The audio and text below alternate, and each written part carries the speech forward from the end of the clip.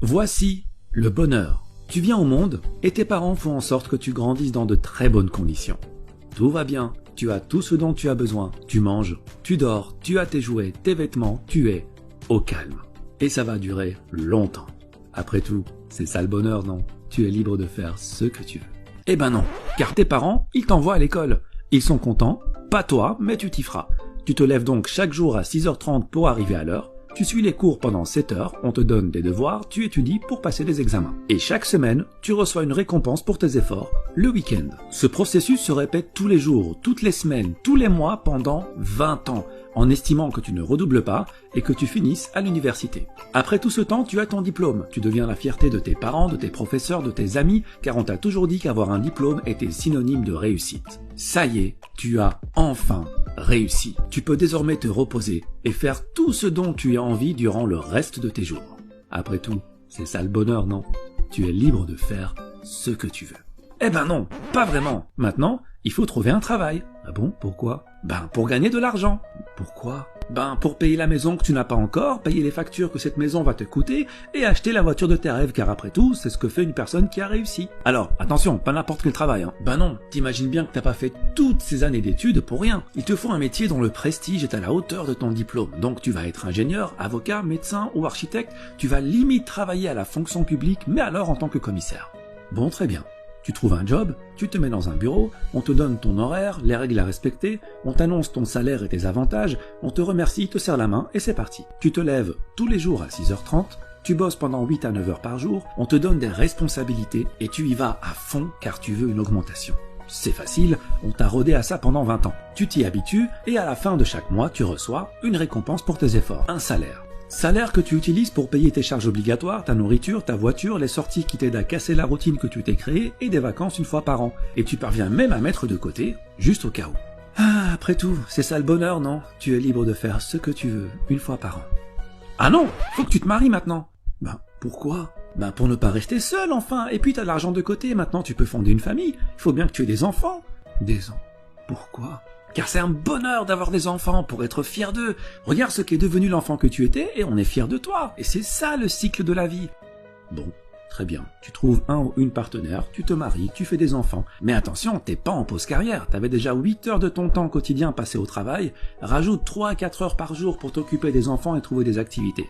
Mais comme après une longue journée de travail, t'as qu'une envie, c'est de te reposer, tu compteras sur le week-end, qui à la base était une récompense, mais qui va devenir la condensation de tout le temps que tu n'as pas pu passer en famille. Ce processus se répète tous les jours, toutes les semaines, tous les mois, pendant 40 ans. Tu as 65 ans, tu es pensionné, tu t'es enfin débarrassé de ton travail.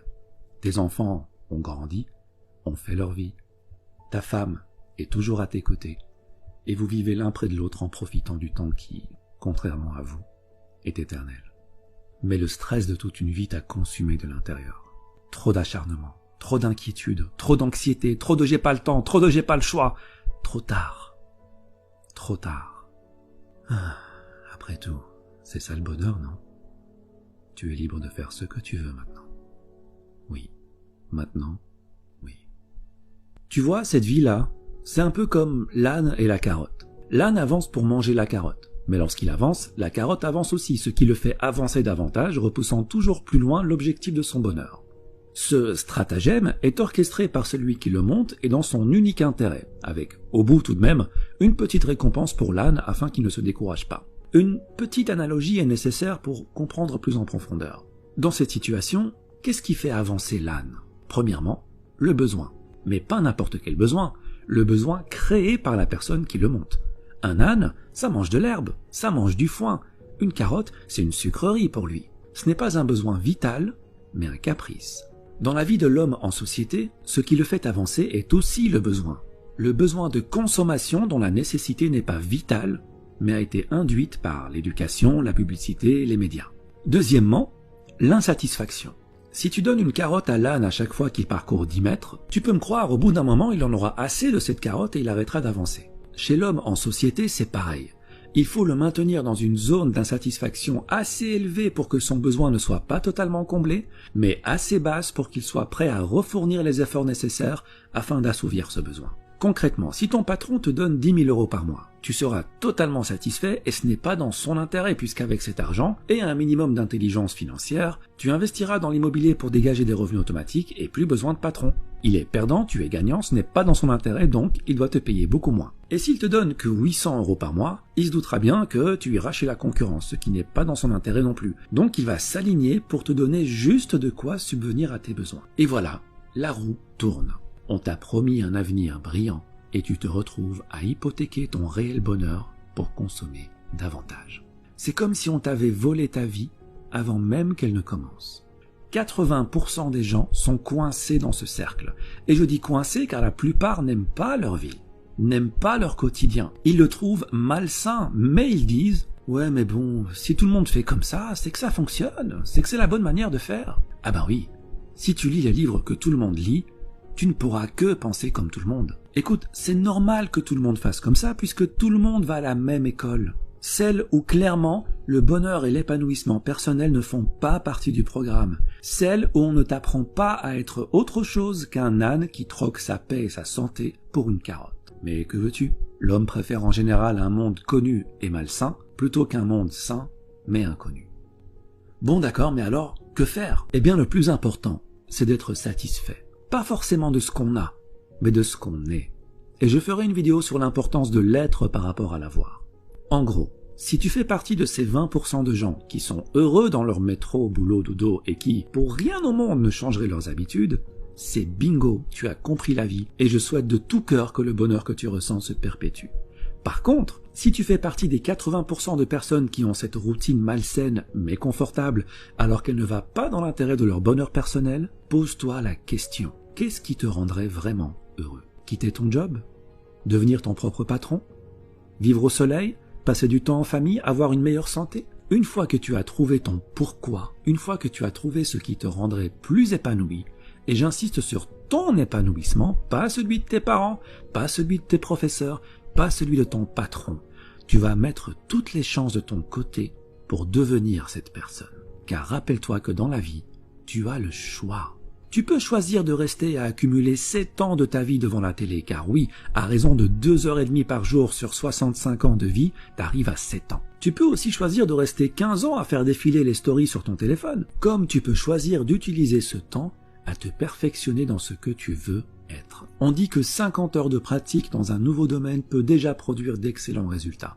Il faut jusqu'à 50 000 heures de pratique pour devenir un maître en la matière qui peut changer le monde. Mais en moyenne, 500 heures de pratique te permettront largement d'acquérir une nouvelle compétence, de la maîtriser et de pouvoir l'enseigner. Cela représente 13 semaines à raison de 38 heures par semaine, ce qui fait à peu près 3 mois et demi à plein temps.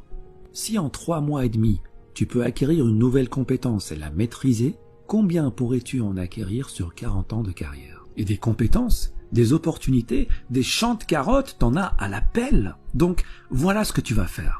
Tu vas arrêter la procrastination, car le temps passe vite et un jour arrivera où il n'y aura plus de lendemain.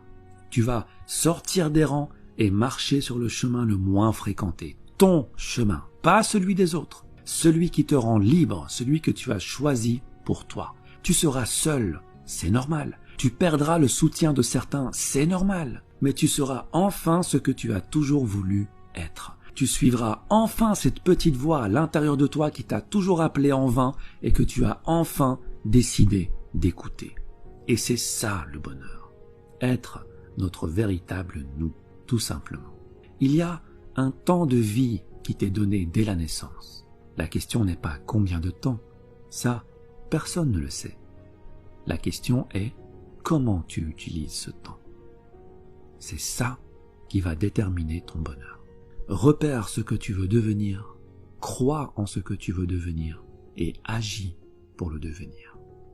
Il ne faut pas oublier que bien que le temps soit immortel, toi, tu ne l'es pas. Alors utilise-le sagement et marche sur le chemin qui te convient le mieux. Merci et à bientôt.